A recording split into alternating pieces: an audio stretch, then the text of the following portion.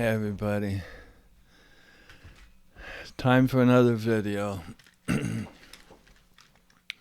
the world headquarters of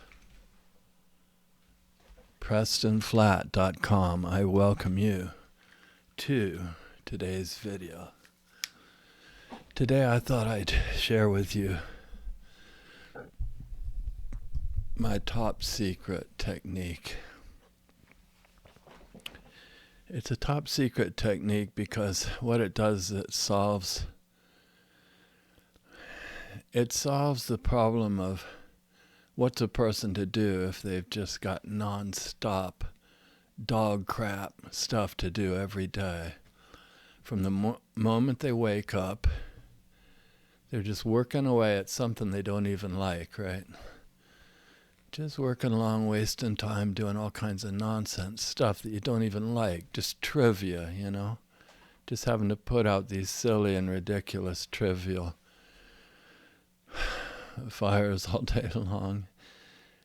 And then when nighttime comes, you might have kids to put to sleep or something. You might have a spouse or somebody that expects you to sit next to them to kind of pilot a lounge chair, which basically means you have to sit in this lounge chair in front of this stupid TV, and you got to just watch all kinds of crazy, crappy, stupid TV shows just because the person you're with thinks that's a great idea.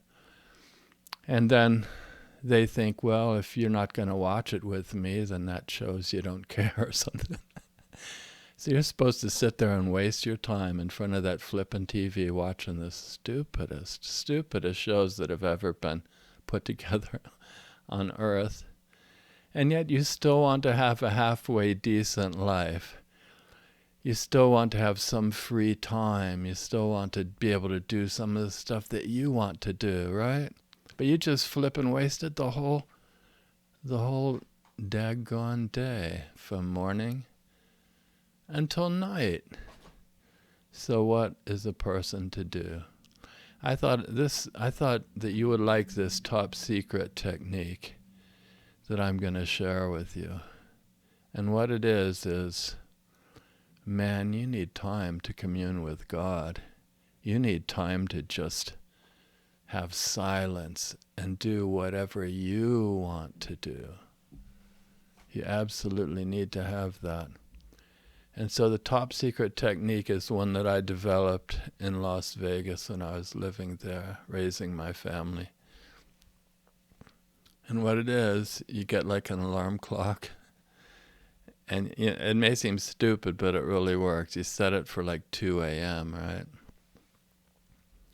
And you wake up at 2 a.m. because at 2 a.m., all the demands of the world are snoozing. They're all sound asleep. And you have the whole world to yourself, man. 2 o'clock, that's the time. So what are you going to do at 2 o'clock? Well, that's up to you. What I used to do is I'd wake up and I'd do a bit of Tai Chi, man. If you don't know Tai Chi yet, I suggest looking into that because it's a way to have a moving meditation. So what you do, you've already laid down when finally you've gotten to talk everybody in your house into going to sleep. You've laid down, you've given them enough time to get to sleep and basically catch their first wind, if that's even the right word.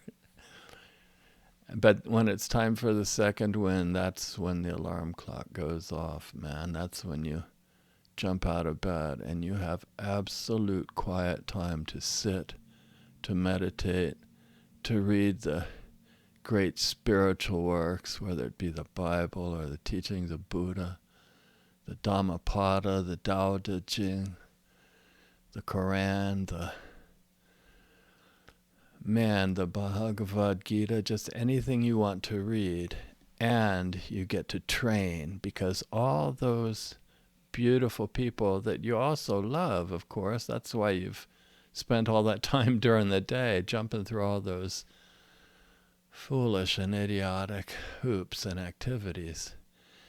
Now they're sleeping. There are visions of sugar plums dancing in their heads, and you are free. That's what I'm trying to say. If you've ever dreamt or wished that you could be free, this is your time. So what I used to do, man, I'd wake up at 2. I'd do a set or two of Tai Chi, man, and then I'd meditate. I might read a little scriptures or something. I would thoroughly train until I reached a point which was just the sweet spot where I knew that everything was exactly right, and it was like a reset point.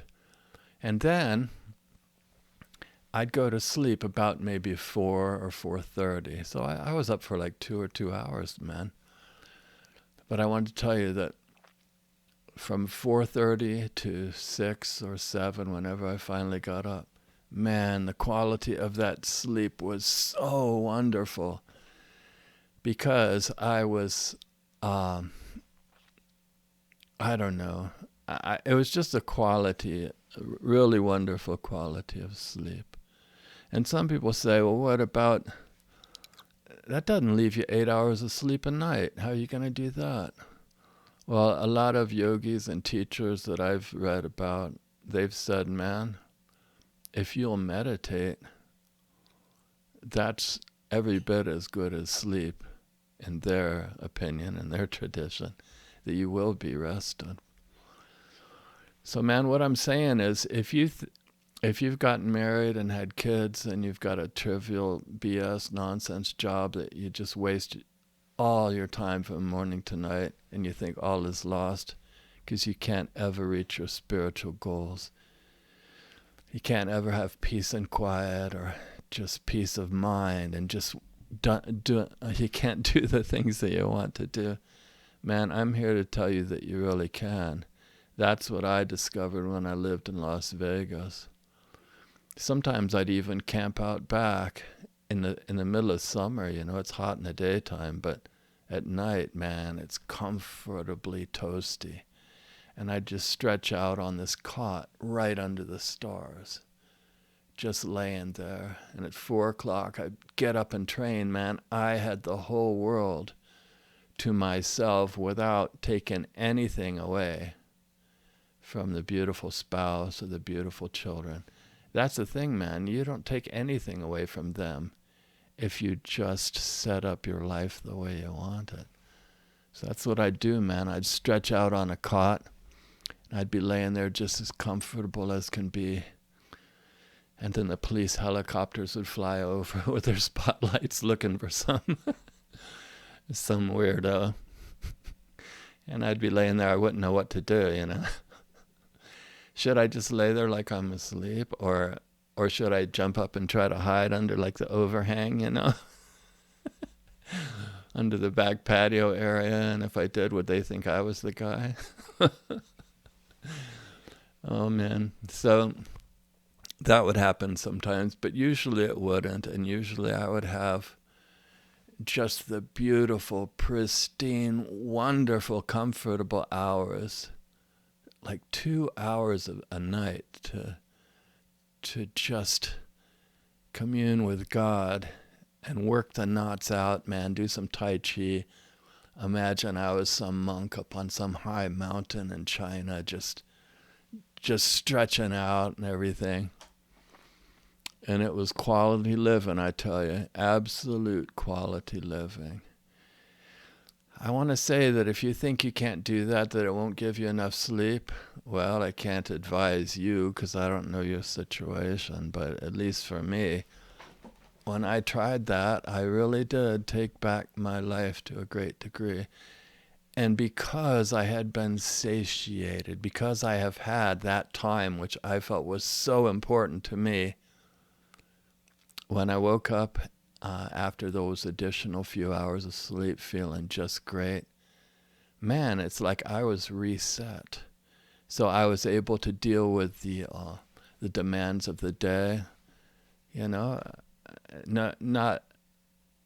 resentment for not having any of my own personal time or anything, man. I think I was a better person for having done that. That's what I'm trying to say.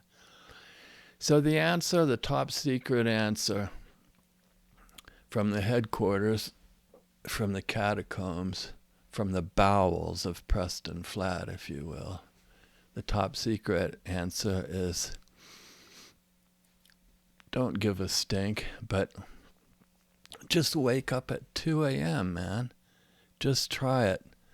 Learn to meditate. If you don't know what in the heck you'd want to do at 2 a.m., just start looking into things, man. What kind of meditation could I do? Is there some kind of like scriptures that I'd love to read? And what about Tai Chi or yoga? Man, if you do Tai Chi or yoga, you can work the knots out. There's such a great close connection between the body, mind, and spirit that if you can just get everything stretched out and balanced and energized, I think that balance, at least for me, I always can just fall asleep the very instant that my head hits that pillow. I don't know if that would work for you, but for me it's been no problem whatsoever. So that's my top secret technique. Would you be so kind as to like and subscribe to my videos? Thank you.